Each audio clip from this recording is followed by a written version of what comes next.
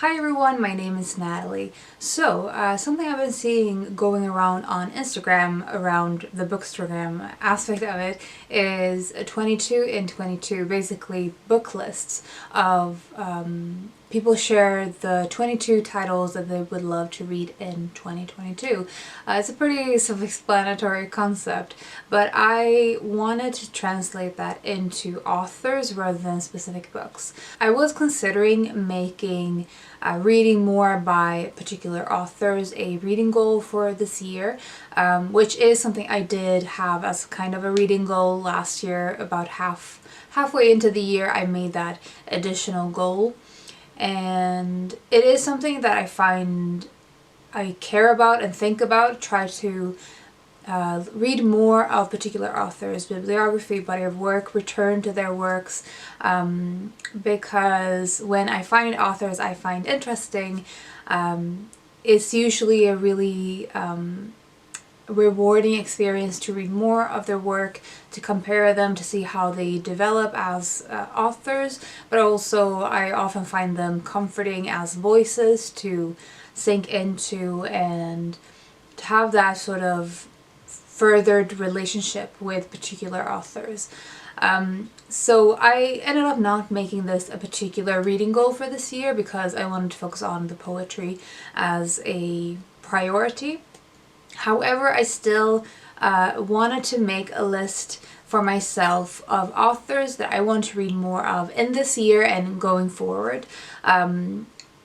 Partly because I found, I think it would be a useful reference for me, just to come back to the authors that I'm looking at. I've made a list of 22 authors, and 12 of them are authors that I've read more than 2 books from. 5 of them I have read 1 book by them and want to read something else by them, and 5 I have not read anything by them, but I think I will love them. I'm very hardcore when it comes to calling an author my favorite, because I don't just want to have read pretty much everything they've written. I also want to have reread it so I know that it's a lasting impression. And the only author I've done that with is Salinger, because I've been prioritizing him. And I think a lot of the authors in this list would easily become favorites if I just had the time to develop that relationship, as I said. So this is a long introduction, but let's get into the list. So the first one I have is Minae Mizumura. I've read 2 of her novels to date. We have, or 2 of her books I should say, 1 novel, 1 nonfiction book. So we have The Fall of Language and The Age of English, which is definitely one of my favorite nonfiction books. It is talking about linguistics and the use of other languages in a world where English is such a worldwide tongue. It is sort of taking over a lot of other languages' role in different countries. The other one I've read by her is an I novel. This is one of her novels that is bilingual originally, or it has sections in English. And so a lot of the topics that comes up in The Fall of Language and The Age of English are sort of explored in this in a fiction sense. The second author I have is Tove Jansson. I read, I think, maybe 2 or 3 of the Moomin books, and some of them I read a long time ago, so I don't have clear memories of them, but I have read a few of them. And then I have also read her autobiography, or her memoir, and at least 1 of her adult novels, which is The True Deceiver. That is one of my favorite things that I've read of her, and a lot of her short stories as well. So I've actually read quite a few of her things, but she does have a lot of books under her belt. So this is one of the authors I would like to complete reading. The next one I have is Antoine de Saint-Exupéry, and this is the author of The Little Prince, which I read as a child many times. It was the first chapter book I ever read on my own, and that was partly because I had been read this book so many times by my dad, and I have read this one in multiple languages as well. So I have read it in Swedish and English, also parts of it in French, and I feel like I've at least heard pieces of it in Persian, but I don't know if I'm mixing it up with the Beatrix Potter stories that I've had read to me in Persian as a kid. But this one just has a very special place in my childhood reading. And I got to his Wind, Sand and Stars memoir 2 years ago, I think, in 2020. And it was definitely one of the highlights of that year. So I would love to read more of his nonfiction in particular, but also his adult fiction. The next author is Osamu Dazai. I've read 3 of his novels, Schoolgirl, which is really more like a novella, which I loved, and No Longer Human and The Setting Sun, which I also really loved. No Longer Human I had mixed feelings about. I thought it was interesting, the discussions in it, but I didn't enjoy it as much.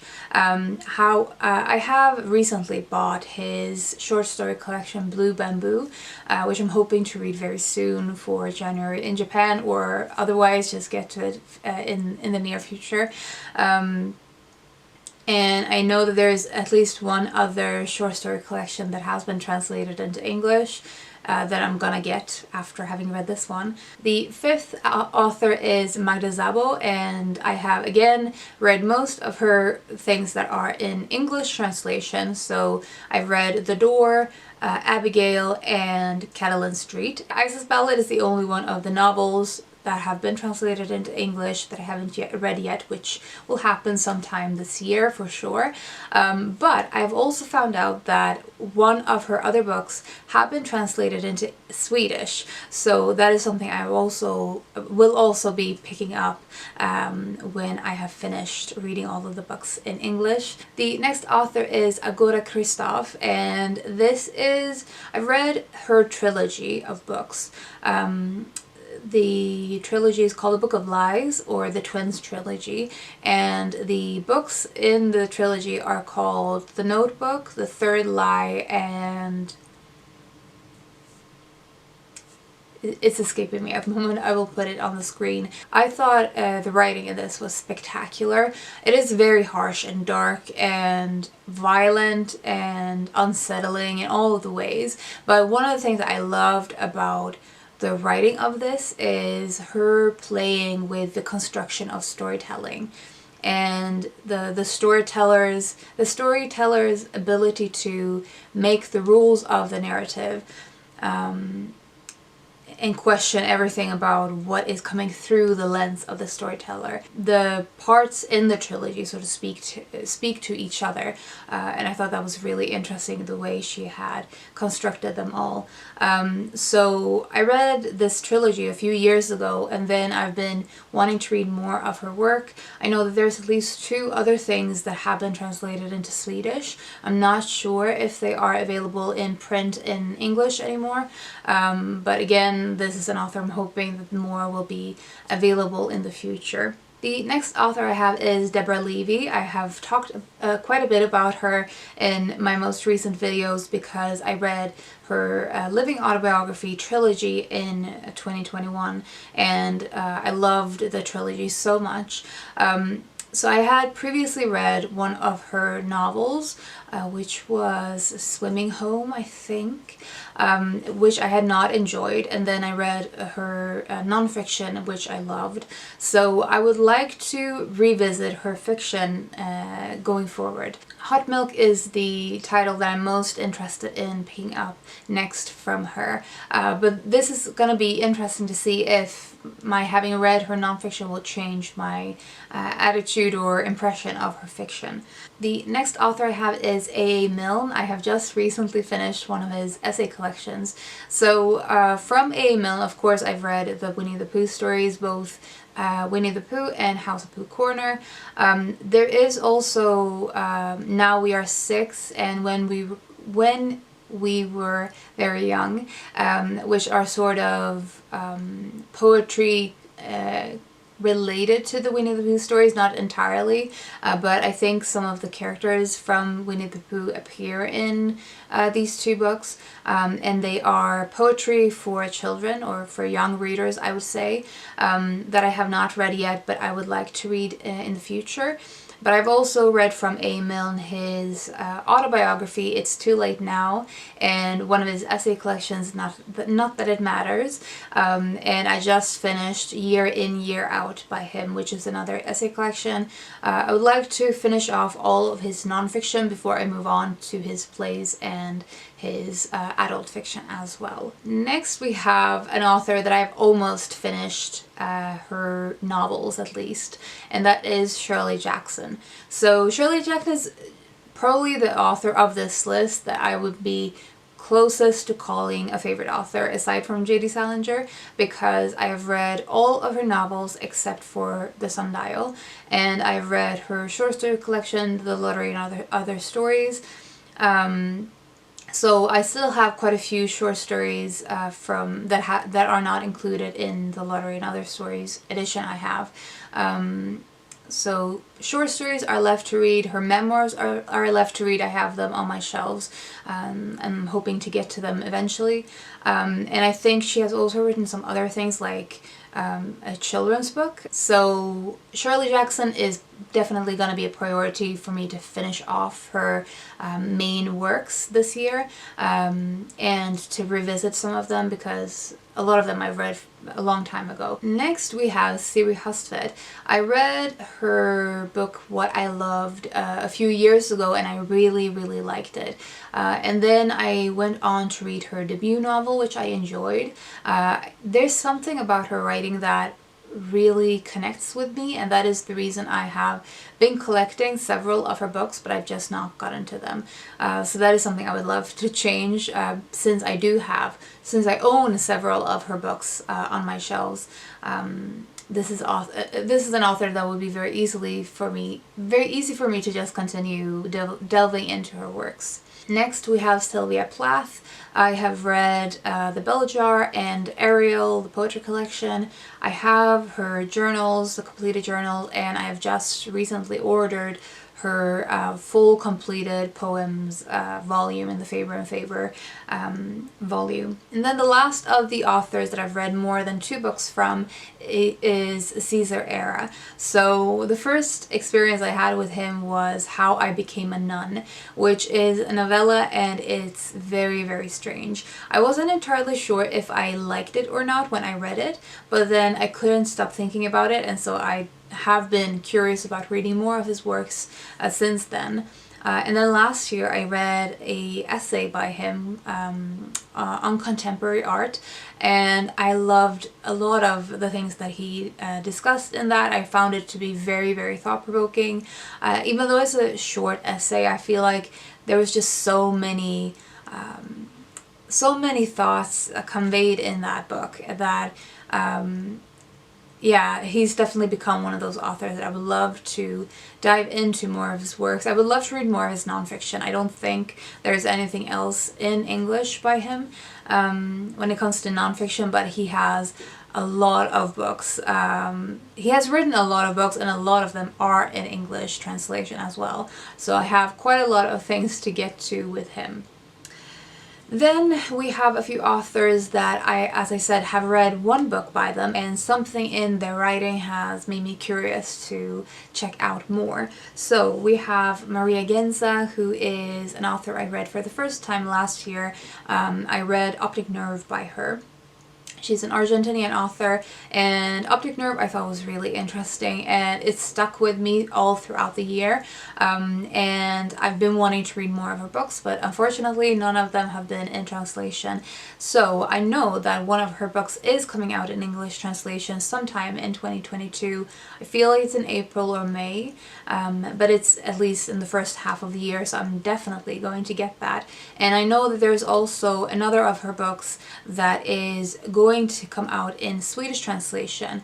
I'm not entirely sure when the release date of the Swedish translation is, but it is something that is coming at least. I think it's called The Black Light or something like that.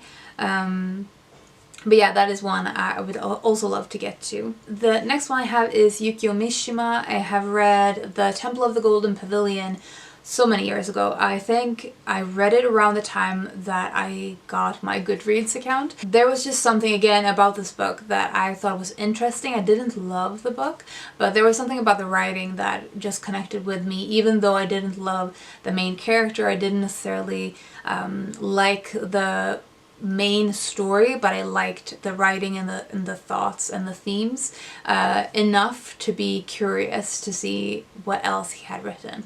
And again, this is an author that I have 2 of his other books on my shelves, so this will happen hopefully sometime this year. The next one is Mikhail Bulgakov. I had read The Master and Margarita again several years ago, and since then have been meaning to both reread that book as well as read more of his books, because I absolutely loved Master and Margarita. It's just it's very magical and sort of topsy-turvy and everything I love, so surreal.